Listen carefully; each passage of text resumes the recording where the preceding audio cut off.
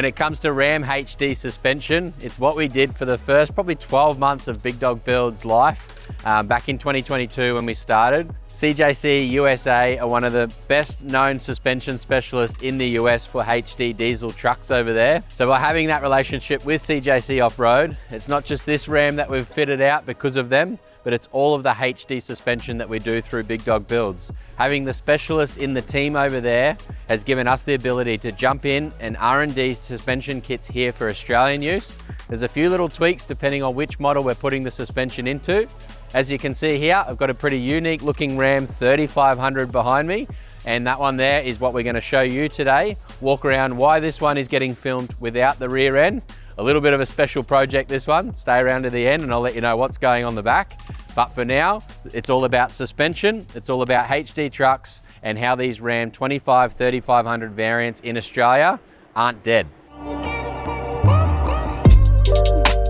So behind me here, I have a Ram 2500 HD. This one here is a brand new 2024 model. And as they all are in Australia, through Ram Trucks Australia, this one is a 2500 Laramie, and this one is a crew cab. So in the US, there's multiple different variants. You got long beds, you got short beds, crew cabs, mega cabs, regular cabs. They've got all of the options over there, but Ram Trucks Australia, the 2500 here, crew cab, Laramie, all the interior specs the same. The 2500 obviously has the coils up the rear end instead of the leaf springs like the 3500 does.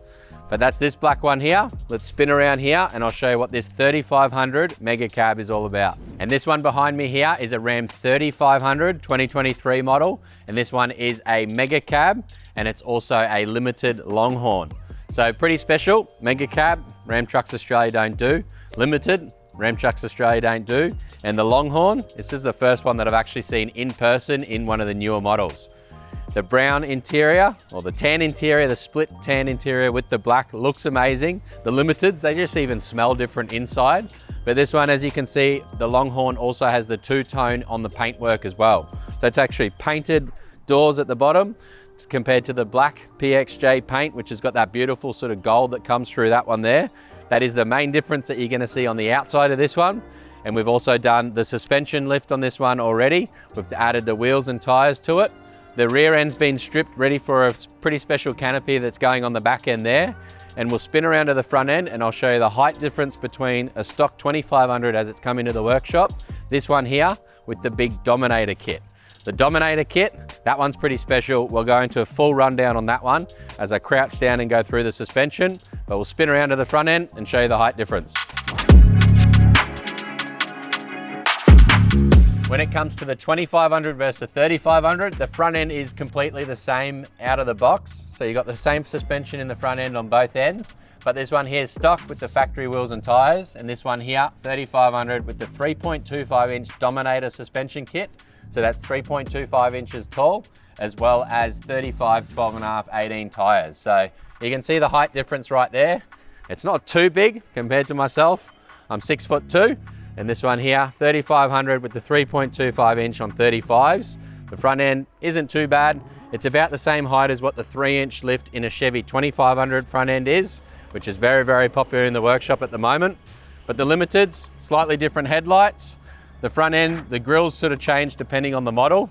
We're doing some pretty cool looking color coding / chrome delete and custom color coding, bringing a little bit of that tan back up into the badges. So stay tuned to watch the second video on this one once this one is done. But for now, like I said, it's all about suspension. So let's get around here and I'll show you that. When it comes to the suspension in this one, as I said, this is a 3.25 inch Dominator suspension kit from Carly Suspension in the USA. CJC Off-Road have been banging on about how good the Dominator kit is. A lot of our touring builds go for the traditional pin top kit, and that comes with 2.5 inch Carly suspension shocks. So 2.5 inch King shocks tuned by Carly. The difference there with the Dominator kit over the traditional pin top kit all comes down to the shock absorber and a few little bits and pieces that makes this kit pretty much better than anything out on the market for the 3500 Ram. When I say Dominator kit, I mean 3.0 shockies. So 3.0 bore King shocks, and that's these big things in here. Just the top mounts, how big the rubber is compared to the pin top shocks, it's pretty impressive. The big reservoir up on top there as well, that's going to hold all that additional oil while that suspension cycles through its full travel. And then you've got your big front coils. You've also gone for every single tickable option that we can do in this kit as well. So that's your radius arm. The radius arm drops come standard with the 3.25 inch kit. We've also got the torsion sway bar up the front end, as well as the low mount, high mount steering stabilizers, as well as the front diff guard as well.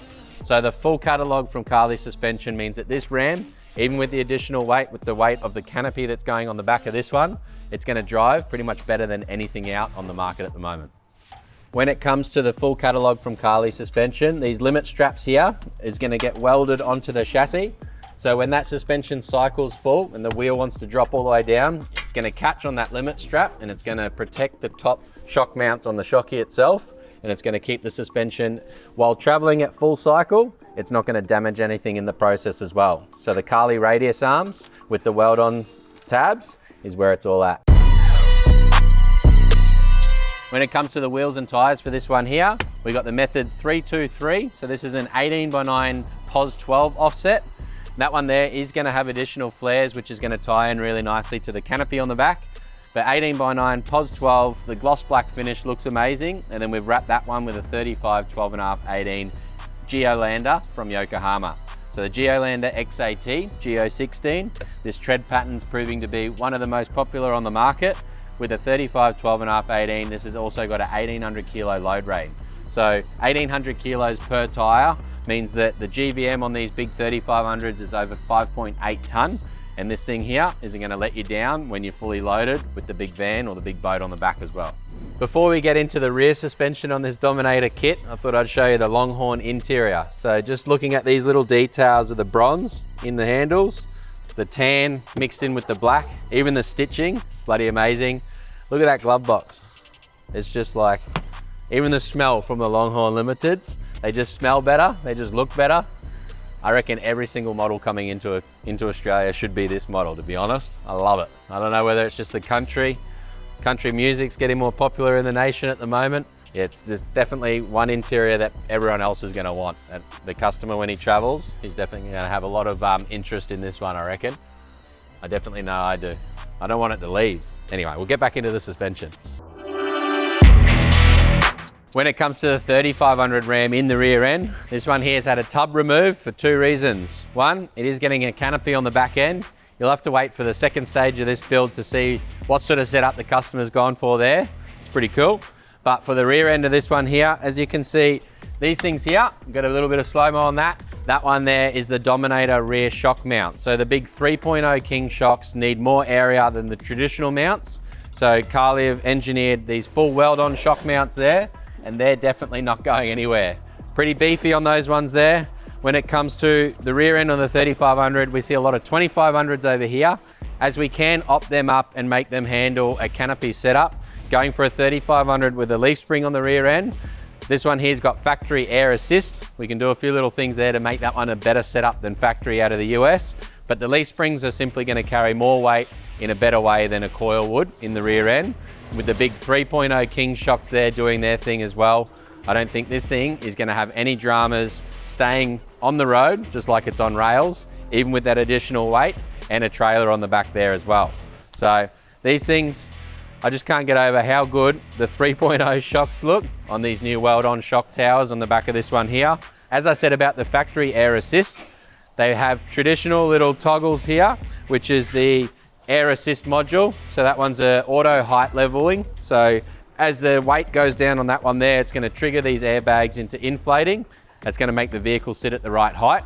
We can remove this setup and go for a more traditional Air IQ setup, which allows you to have pressure reading for each airbag, as well as adjustability from the front cab. So that one there, we're doing a little bit of tweaking at the moment. We're gonna see whether we keep the factory air assist, or if we remove that one and we go for an Air IQ as well. One other little thing, as we're at the rear end here, we have gone and installed the Titan long range fuel tank. A little bit easy, obviously, installing the fuel tank with the tub removed, but getting a larger fuel capacity, over 200 litres now on this one here. Even with the touring setup, it's going to get probably around 1,000k range, depending on how heavy the foot is and the driver. Obviously wind conditions, how big the trailer is, what you're driving on, all of those factors there. A lot of people ask me what sort of fuel economy you're getting.